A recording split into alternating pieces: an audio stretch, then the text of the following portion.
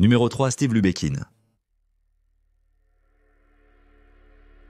Le Sunset Strip a toujours été synonyme de paillettes et de glamour d'Hollywood. Et dans les années 1940 et 50, aucun autre lieu n'a contribué à cimenter la réputation plus que Sea Rose au 8433 Sunset Boulevard. À l'époque, c'était un club de banlieue où les Alistair de Tinseltown allaient pour voir et être vus. James Dean, Marilyn Monroe et même John F. Kennedy y dînait lors de ses voyages à l'Ouest. Mais tout le monde fermait les yeux sur le fait que le club était souvent utilisé comme base d'opération par le gangster Mickey Cohen. Alors que les stars faisaient la fête dans la salle à manger, on dit que Cohen exécutait des contrats pour la mafia dans le sous-sol et proposait des services d'avortement illégaux à l'étage. Cohen a eu ce qu'il méritait, a passé les années 60 à Alcatraz pour évasion fiscale. Au cours de cette décennie, Sea Rose, le club de souper à la mode, est tombé en désuétude. Jusqu'à ce qu'il soit vendu à l'acteur Sammy Shore en 1972. Sammy et sa femme Mitzi ont transformé Sea Rose en un club où les comédiens de stand-up débutants peuvent peaufiner leur matériel avec un minimum de 2 consommations. Sammy et Mitzi ont eu un fils, Pauly Shore, qui aurait sa propre carrière comique. Comedy Store. De nombreux acteurs, devenus célèbres, ont débuté leur carrière dans ce magasin. Robin Williams, Gary Shandling, Andy Kaufman et Freddie Prinze étaient juste quelques-uns des portraits notables sur les murs à l'intérieur du club. Avec ce genre de talent, le Comedy Store a repris l'ancien manteau de Sears en tant que point chaud le plus en vogue sur le Sunset Strip. Mais à la fin des années 70, les comédiens devenaient impatients. Ils n'étaient pas payés pour leurs apparitions en club et ils ont décidé de faire grève. Les humoristes prospères refusaient des contrats. Des gens comme Jay Leno, David Letterman et Richard Lewis faisaient d'innombrables apparitions à la télévision. Mais pour les comédiens en difficulté comme Steve Lubetkin, 30 ans, la grève était catastrophique. Il a réagi face à son manque de succès professionnel et ressentait du ressentiment d'avoir été mis à l'écart pour sa participation à la grève. Le 1er juin 1979, Lubetkin a pris l'ascenseur jusqu'au 14e étage de l'hôtel Continental Hyatt House, situé à côté du Comedy Store, et il s'est jeté du toit. Son corps a atterri sur le parking du Comedy Store. Mon nom est Steve Lubetkin, lisait sa note de suicide. Je travaillais avant au Comedy Store. Les années 1980 ont vu apparaître une nouvelle génération de jeunes comédiens prometteurs au club. Des gens comme Bill Hicks, Bob Saget et Louis Anderson. Mais ils ont tous dû se mesurer au fantôme de Steve Lubetkin. Le portier Harry Spitt a rapporté avoir vu des chaises se soulever du sol. Parfois, quand il avait le dos tourné, les chaises s'empilaient inexplicablement toutes seules. Les cendriers voleraient à travers la pièce. Les bougies s'allumeraient et s'éteindraient d'elles-mêmes. La serveuse et auteure Laurie Jacobson a dit que quelqu'un a essayé de la faire trébucher. Mais en se retournant, elle ne vit personne. Pourtant, la rencontre fantomatique la plus notoire du Comedy Store a eu lieu une nuit en 1986, alors que le comédien de rock'n'roll Sam Kinison se préparait à se produire. Kinison était un ancien prédicateur pentecôtiste, et son style de comédie criard était dit pour provoquer les esprits dans le club. Quand Kinison montait sur scène, des murmures éthérés et furieux tourbillonnaient dans la salle enfumée. « C'est lui », insistait la voix, « il est à l'antenne. » Quand Kinison a réalisé qu'il n'était pas raillé par le public, il s'est mis en colère. Il a exigé que les soi-disant fantômes lui apparaissent juste là sur scène. « Très bien, embrasse et crie dans l'éther, tu commences à m'énerver, tu veux jouer. Viens, laisse tout le monde savoir que tu es là, puis les lumières se sont éteintes. » Le public a poussé des exclamations alors qu'il était plongé dans l'obscurité pendant quelques secondes avant que l'endroit ne s'illumine à nouveau. Beaucoup dans la foule cette nuit-là, ainsi que certains collègues comédiens, croyaient que Kinison avait monté tout le numéro, tel un spectacle de carnaval. Mais Kinison a été secoué par l'expérience lui-même et a juré que la rencontre était réelle jusqu'au jour de sa mort. En 1990, alors que Kinison roulait sur la route 95, sa Transam blanche a été percutée par un conducteur ivre. Alors qu'il attendait de l'aide en train de mourir, Kinison s'est mis à parler à quelqu'un. Quelqu'un qui n'était pas là. Comme l'a rapporté Carl Lebeau, le meilleur ami de Kinison et témoin de l'accident, Sam a dit « Je ne veux pas mourir ». Mais il s'est arrêté et t'a écouté. Puis il a demandé à la voix inaudible « Mais pourquoi ?» Le comédien de 38 ans hocha la tête. Il répéta « D'accord, d'accord, d'accord ». Le dernier d'accord était si doux et en paix, a dit Lebeau, quelle que soit la voix à laquelle il parlait, elle lui a donné la bonne réponse. Peut-être que la voix appartenait à quelqu'un que Kinison avait déjà rencontré au Comedy Store. Numéro 2. George Reeves. Si vous vous trouviez à dîner chez Cyrose dans les années 50, vous avez sans aucun doute côtoyé Eddie Mannix. Vous voyez, Eddie Mannix était un ami du mafieux Mickey Cohen. Hollywood était un petit village. Et bien qu'Eddie soit officiellement répertorié comme un cadre chez Metro-Goldwyn-Mayer Studios, tout le monde à Hollywood le connaissait comme un arrangeur. Eddie intervenait pour couvrir les scandales qui éclataient à Hollywood. Il était notoire pour payer des témoins pour qu'ils se taisent et pour soudoyer des journaux afin qu'ils ne publient pas d'histoires scandaleuses. Selon certains, Eddie n'hésitait pas non plus à éliminer quiconque devenait un problème pour lui ou son studio. Eddie et sa femme, Toni Mannix, avaient un mariage ouvert pour une raison inconnue. Quand elle a commencé une liaison avec l'acteur George Reeves en 1950, les langues se sont déliées, mais Eddie a préféré détourner le regard. La liaison entre Reeves et Toni était un secret de polichinelle à Hollywood. Quand Toni a acheté une maison à Reeves en 1953, alors qu'il avait du mal à s'en sortir, personne n'a réagi. La maison d'Arts & Crafts Dial au numéro 1579 de Benedict Canyon Drive à Beverly Hills serait l'endroit où George Reeves rendrait son dernier souffle. George Reeves n'a jamais atteint le succès qu'il souhaitait en tant qu'acteur. Il a débuté avec un rôle principal dans Autant en emporte le vent en 1939. Après cela, tout a décliné. En 1951, Reeves était à court d'options et d'argent. Alors, il a accepté le rôle principal dans l'émission de télévision pour enfants du samedi matin, Les Aventures de Superman. Selon tous les comptes, Reeves pensait que le rôle était en dessous de son talent. Mais il adorait l'adoration qu'il recevait de la nouvelle génération d'enfants de la télé. Il a continué dans le rôle pendant les 6 prochaines années, jusqu'en 1958 lorsque l'annulation de Superman a envoyé George Reeves dans une spirale descendante. Incapable de percer dans des rôles plus sérieux à cause du stigmate de la télévision, Reeves a sombré dans l'alcool. Et Toni se disputaient souvent jusqu'à ce que Reeves, convaincu qu'il ne pourrait jamais atteindre les hauts standards de Toni, rompe avec elle. Étonnamment, Reeves a obtenu la maison que Toni lui avait donnée et s'est presque immédiatement fiancé à la playgirl de la société new-yorkaise, Lenore Lemon.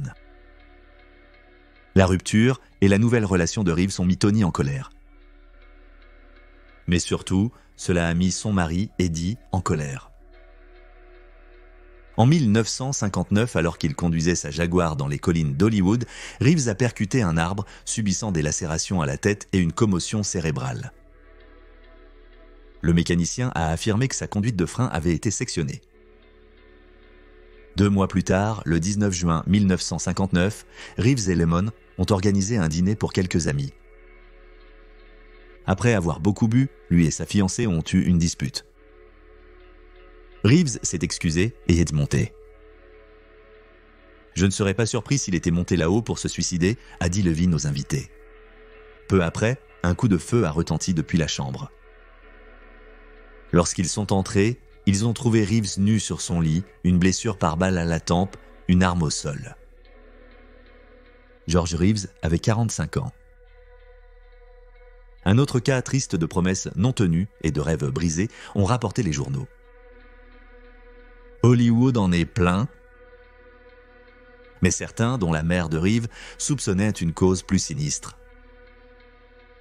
Elle a refusé l'enterrement de son fils acteur jusqu'à ce qu'une seconde autopsie soit effectuée par les officiels.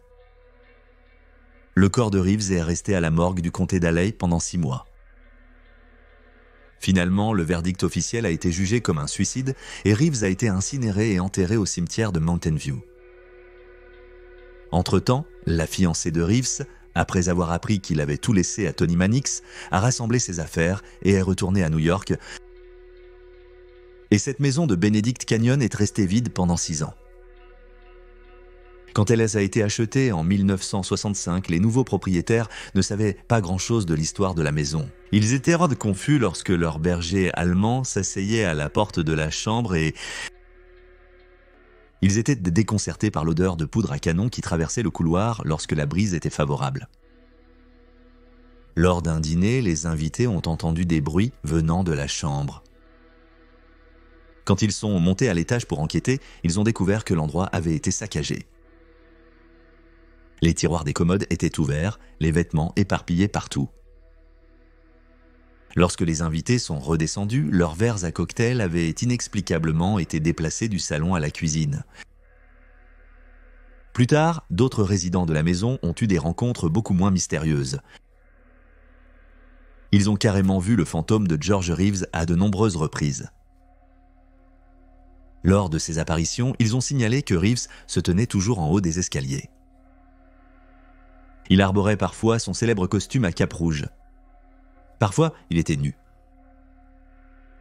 Mais dans chaque cas, le fantôme de George Reeves tenait un pistolet. Peut-être était-ce le Luger allemand qu'il aurait utilisé pour se suicider. Ou peut-être était-ce une autre arme, une arme que quelqu'un d'autre a utilisée pour tuer Superman. Paul Byron.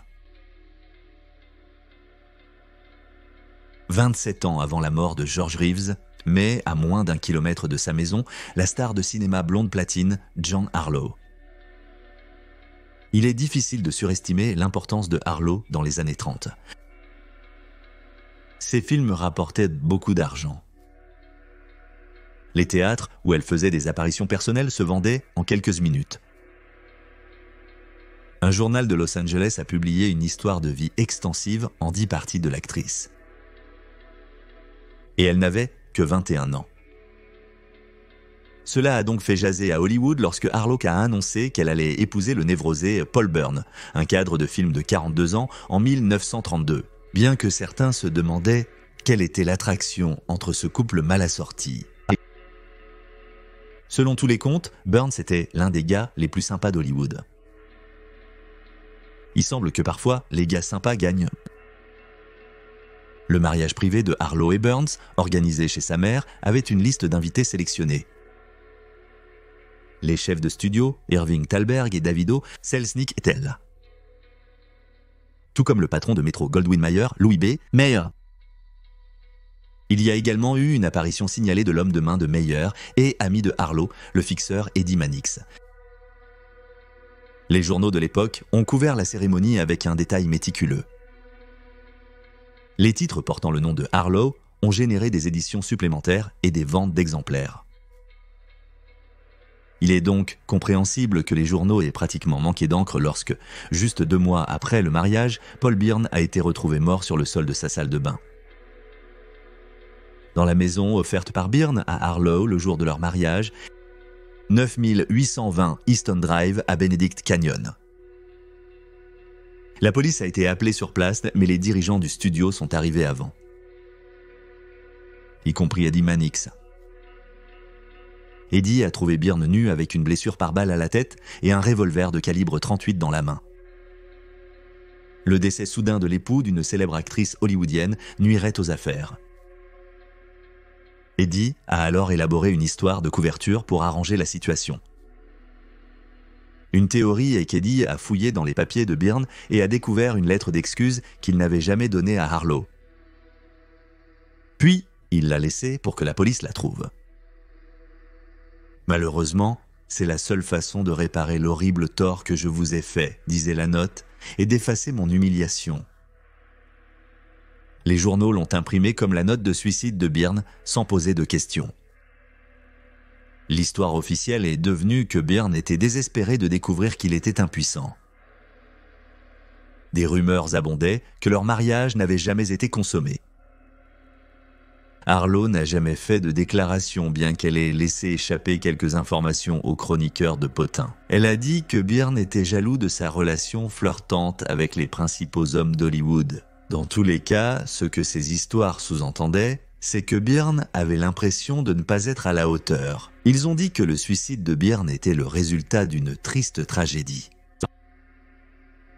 C'était un scandale, oui, mais pour Eddie Mannix, c'était un faible coup. Parce que la vérité était 10 fois pire.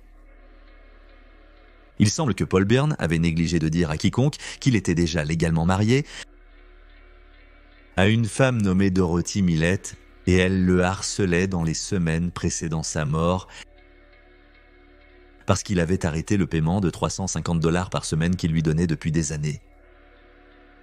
Certains disent que Harlow l'a fait arrêter les paiements lorsqu'elle a découvert. Quoi qu'il en soit, 3 semaines après la mort de Byrne, Dorothy Millett a été retrouvée morte dans une rivière, une fin loose, nouée. L'étoile de Jean Harlow a continué à monter. Elle est devenue l'une des principales attractions du cinéma, apparaissant aux côtés de Clark Gable, Lionel Barrymore et William Powell. Devenue l'une des femmes les plus riches d'Hollywood, Harlow a découvert qu'elle n'avait plus besoin de la maison de style bavarois que Byrne lui avait offerte pour leur mariage. Elle l'a vendue en 1935, juste 2 ans avant de mourir d'une insuffisance rénale à l'âge de 26 ans. La maison a changé de main plusieurs fois au cours des 30 prochaines années jusqu'en 1965, quand elle a attiré l'attention du styliste des stars, Jay Sebring. Au milieu des années 60, Sebring était très en vogue. Parmi ses célèbres clients figuraient John Wayne, Steve McQueen et Paul Newman, pour n'en citer que quelques-uns.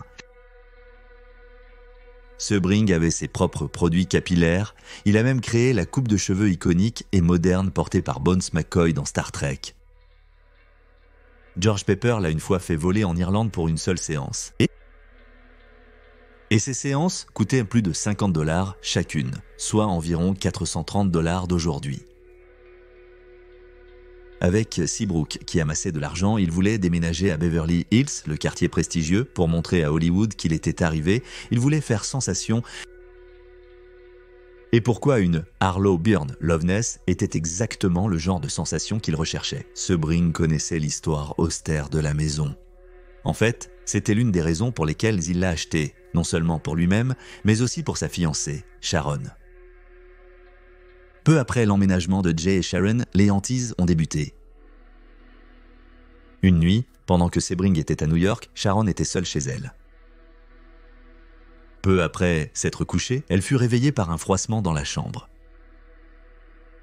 Sharon a regardé et a été choquée de voir une image fantomatique d'un petit homme effrayant portant des lunettes, une moustache et rien d'autre. Il semblait fouiller dans des papiers sur un bureau à proximité. Il semblait chercher quelque chose, a-t-elle dit, peut-être le titre de propriété de la maison. Ou un certificat de mariage ? Sharon a glissé hors du lit et le fantôme a quitté la chambre. Une fois dans le couloir, elle a couru vers l'escalier. Mais s'est arrêtée d'horreur lorsqu'elle a vu au bas des escaliers une femme. Attachée à la rampe, ses cheveux blonds couvrant son visage. La femme avait la gorge poignardée et était couverte de sang. Lorsque l'image s'est estompée, Sharon s'est enfuie vers la chambre et elle était reconnaissante de constater que le fantôme avait disparu. Le jour suivant, Sharon a raconté à son fiancé son expérience et la description du fantôme rappelait à Sebring Paul Byrne, mais il ignorait tout du spectre de la femme couverte de sang. Sharon a raconté les détails de son expérience à l'écrivain hollywoodien Dick Cleaner en 1966, mais il ne l'a publié qu'après sa mort en 1969. Après que Jay Sebring et son ancienne fiancée, Sharon Tate, ainsi que 3 autres personnes, ont été brutalement assassinées par la famille Manson. 1,5 km plus loin, la police a découvert la scène du crime de Cielo Drive. Ils ont trouvé l'actrice blonde platine ligotée et couverte de sang.